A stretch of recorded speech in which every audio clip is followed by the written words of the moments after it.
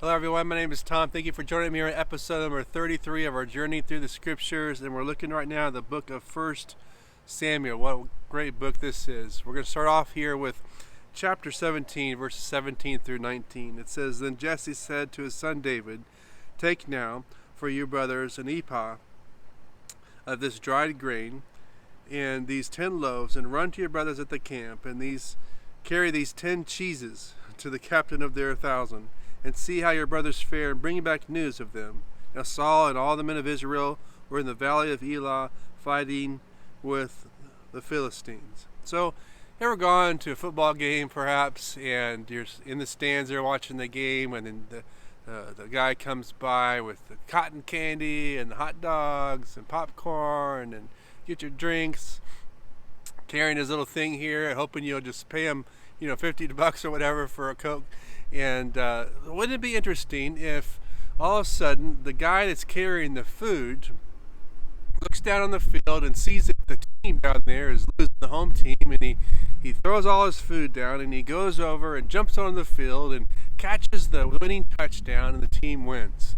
Well, that would be crazy if the food guy became the victor for the day, right? Well, that's kind of exactly what happens here in the story of David. Interesting story here. David's dad is saying, hey, go down to your brothers who are down this field, and they're here engaged in battle, or they're waiting to see what's going to happen with this battle, and go take in this cheese, all right? So he's not the cotton candy guy, he's the cheese guy. And so it's interesting because David was anointed to be king, which wouldn't happen for many years later, but he's still seen as the cheese guy to his dad and his brothers. And he's not invited to this party where the men are out there trying to decide what they do about the battle. See, the Philistines and Israel engage in this battle. There's this giant called Goliath that's taunting the Israelite army day after day. He's a 9-foot tall giant, and every day he comes out morning and evening and says, hey, send someone out to fight me, and if they win, great, you win the battle. If not, then we win the battle. And it's all up to this one battle here with this giant. And so day after day they come out, and everyone's sitting around, and no one dares to go after this giant. And so here is David coming on the scene. David is a shepherd boy, right? That's what he does for a trade, and he's watching the sheep, taking care of them. But on this day he's taking the food to his brothers. As David gets to the scene of the battle, he can hear probably Goliath taunting the Israelite army and just putting them down. And he is like, what in the world is going on here? He is realizing what's happening, that everyone is paralyzed by fear of what this giant will do. Now, David's brother can hear David talking to the men and asking questions about the battle. So it says here in 1 Samuel 17, 28 through 29, that Eliab, the oldest brother, heard when he spoke to the men. And Eliab's anger was aroused against David, and he said, Why did you come down here? And with whom have you left those few sheep in the wilderness? I know your pride and insolence of heart, for you have come down here to see the battle. And David said, What have I done now? And then he makes a statement, Is there not a cause? I want to focus a little bit on that phrase, is there not a cause? Because if we really understand this, it can really radically change our life. What he's saying here is, man, it's all hands on deck. Like, we're about to go down. This is tragic that no one has the courage to come against this giant and to believe with God that we can take him, that this giant is nothing compared to the power of God. Is there not a cause? In other words, everything about us is about to change as we become under siege of the Philistines. Isn't someone going to be bold enough to go against this Philistine? Let me relate this to you. You're probably not battling a 9-foot tall giant in an army, but I'm sure you have some giants in your life that you're battling. Could be fear, could be anxiety, could be a loss of a job, a loss of a loved one. It could be a difficult relationship you have. Could be a loss of income and just don't know how to make ends meet. Could be the you've had some tragedy in life that just man, it's left you with despair and a lack of hope. I don't know what you're going through today, but I know everyone has giants in their life at some point, and in fact, probably most of our lives that we're trying to fight. And this lesson today is for you. And I just want to encourage you to listen about the principles that we find from this story. The whole Bible is applicable for us today. And I want to encourage you to look at it that way because it is so important, the lessons that we can learn here for what we can learn for us today. So let me ask you the same question that David asked his brothers. Is there not a cause in your life? Is there not a reason for you to do something about the giants that you're facing? Is there not a reason for you and I to say, God, help us with this, and let's not just lay down and let this thing take us over. Let us fight and let us do what we need to do. And I just want to encourage you to think about that as we continue this message. So David shows us that if we're going to take on some giants, there's a couple things that we need to take in consideration. And we need to have two things: courage and conviction. Courage and conviction. Where does David's courage come from? So David goes back to King Saul because he wants to do something about this. He just feels like, man, someone's going to do something. That someone is me. I'm going to do this because I know my God. So he goes right straight to the king and says, hey, I want to take on this giant. And so this is the conversation between he and the king. In 1 Samuel chapter 17, 34 through 37. But David said to Saul, who's the king, your servant used to keep his father's sheep, and when a lion or a bear came and took the lamb out of the flock, I went after it and struck it and delivered the lamb from its mouth. And when it arose against me, I caught it by its beard and struck it and killed it. Your servant has killed both lion and bear, and this uncircumcised Philistine will be like one of them. He's got some boldness there, seeing that he has defied the armies of the living God. Moreover, David said, the Lord who delivered me from the paw of the lion and the paw of the bear, he will deliver me from the hand of this Philistine. And Saul said to David, go, and the Lord be with you. Man, that is a man that knows his God. That is a man that is confident about his God and his relationship with him and has great faith. Boy, we can learn so much just from this passage right here about our trust with God and what we can do with that trust. God says we can do all things through him who strengthens us. And so we can have that confidence. And when God says, yes, this is a godly fight for you to go in, I'm with you. But we can do that with all of our heart, soul, mind, and strength. So, there's no one-time heroes in the kingdom of God. We become stronger one day at a time, one battle at a time. And so it is with David that this is not just one day, this kind of, wow, we have to do something about it. He's had now years of fighting lions and bears, as he says here in this story. And God has met him in the side of the mountainside when no one's watching. He has been faithful, and the Lord has delivered him over and over again. He's became confident in God because he's relied on when no one was watching. And that was where convictions come, when we can have over time see where God can help us. And, conviction doesn't need an audience. It doesn't need people to notice us. It doesn't need that kind of thing. Opinions, so many people have opinions, especially today, and we probably have way too many of them. But we need people of conviction, people who are know who God is through time, and they've tested the Lord, and they know who he is because they've seen him work in their life. So he's growing up and just seeing God do these great things, and now he's ready to take on this battle because he knows that God is with him then, and he's going to be with them now, and this is a holy fight that he's in right here. Convictions are values that we hold on to. They're like anchors or roots. They go down deep, and when adversity comes in life, they hold us to that. And there's times that there's in a life where everything is shaking, and if we're just people of opinions where we think we know this about God, or we think we have this faith, or we think this or that, and they're not convictions, boy, it's easy to fall down to whatever's going on around us. And it's easy to believe this or that because we're not sure.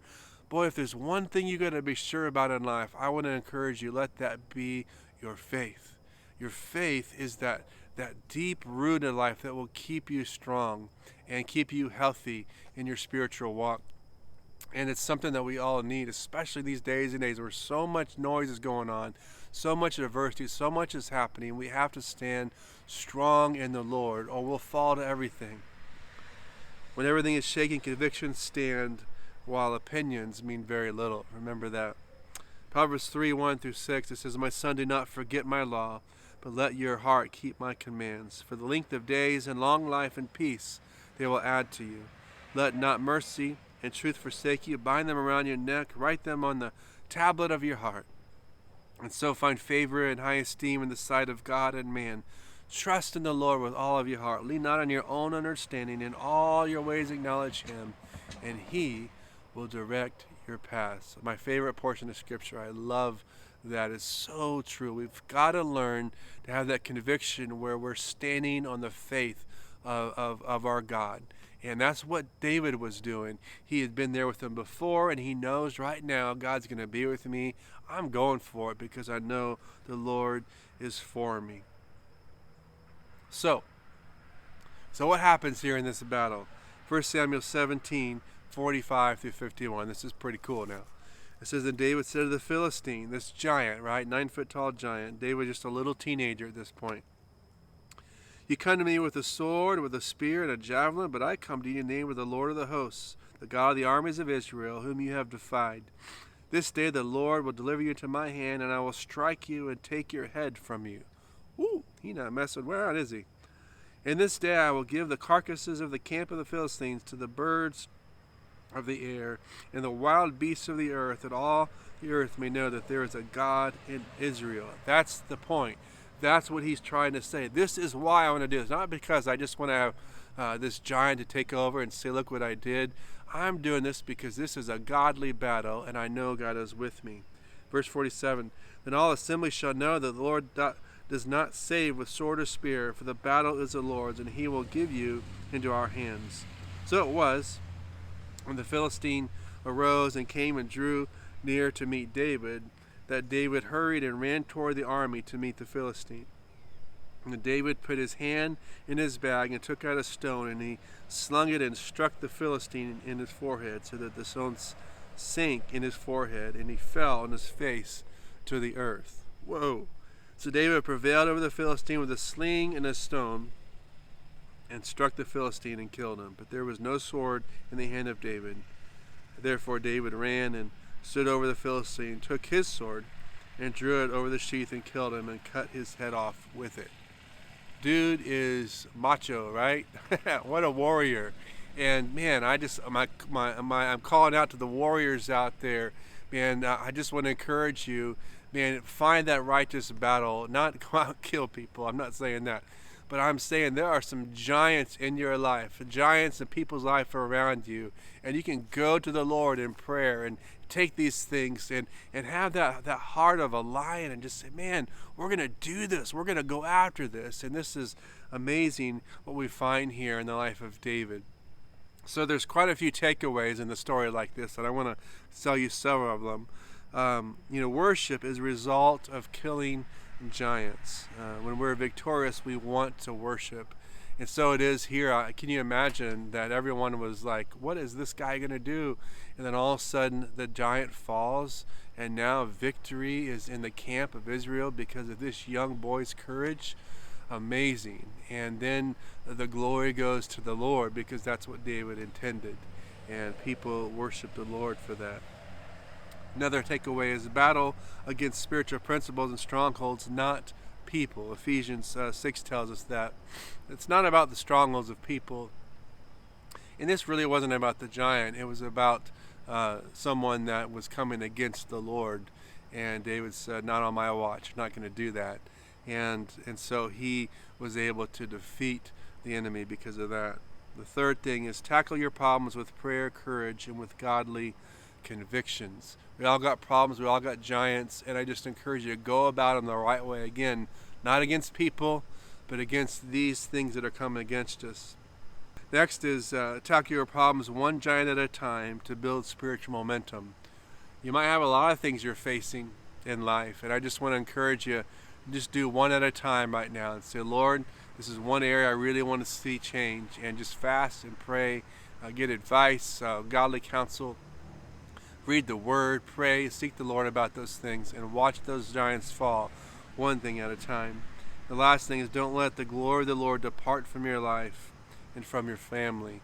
God wants to give you victory. God wants to give you a blessing, but you got to stay in there. You got to stay connected. You got to allow God to move in your heart and in your life. So earlier in the message, I asked you a question: is there not a cause for you in your life? Is there not something worth fighting for? And that's a question that you have to answer yourself. Maybe you're feeling like, no, I don't know if life is worth fighting for, and you're actually facing ending your own life or something tragic like that. Or maybe you just have no answers and you're of such despair. I want to encourage you, there's a lot worth fighting for. There's a cause right there. God wants to redeem you. God wants to help you. God wants to strengthen you. God wants to turn things around in your life. So just keep staying in that battle with Him. Put your face towards the Lord. Get up and go after Him. Allow God to move in your life. Hebrews 10:39 says, "But we are not like those who turn away from God to their own destruction. We are the faithful ones whose souls will be saved." And that's conviction. That's an anchor. That's saying, this is who I am. This is what I'm going to do. Come hell or high water, no matter what happens, I'm moving forward. And you might not have all the answers. You probably don't. You might be in a tough place. But I just want to encourage you, allow God to move you one step at a time to where He wants you to be. And have hope, because He can change and make the impossible become possible in your life. I want to encourage you today, if you're far from God today, if you've moved away for whatever reason, I want to encourage you to repent of your sins and turn from Him. That's the only thing that changes things in life, is that humility and repentance. It's something I got to do all the time.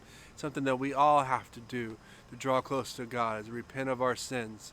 And I just want to encourage you to do that, to turn your heart, make Him the Lord and Savior of your life. And perhaps you're facing some crazy giants today. I want to pray for you about that as well. So Lord, I just thank You for my friends who are watching right now today, God. May You bless and keep them and encourage them. God, if they're far from You, I just ask, Lord, just allow Your Holy Spirit to come in and change their life and fill them with Your Spirit, I pray as well, Lord God. Thank You, God, for doing a great work in their life, Lord Jesus. Lord, transfer them, making all things new in their life. And Father, for those who are facing some tough giants today, I just thank You that those giants will fall as we put our faith and trust in You, Lord God. People might not see us as much, just like they didn't see David as someone who had a lot of value. He wasn't even invited to come out to be part of this. But Lord, we know, God, with You we have great value. With You, Lord God, we can conquer anything in life, God. And we thank You, God, for doing a big work in everyone's life that's watching or listening today. God, I thank You, Lord, as we dig down deep, Lord God, and just search for You, God, and search for those answers, that You will reveal the key that needs to be turned, Lord, in our life to see those giants fall. We thank You for that in Jesus' name. Amen. Hey, thanks again for watching. You get our website, tomandrhoda.net, and check it out there, and you'll see lots of free resources there and equipping you and helping you to get strength to walk and have that foundation you need to kill those giants in your life. All right? God bless you. Have a great day. Thank you. Bye-bye.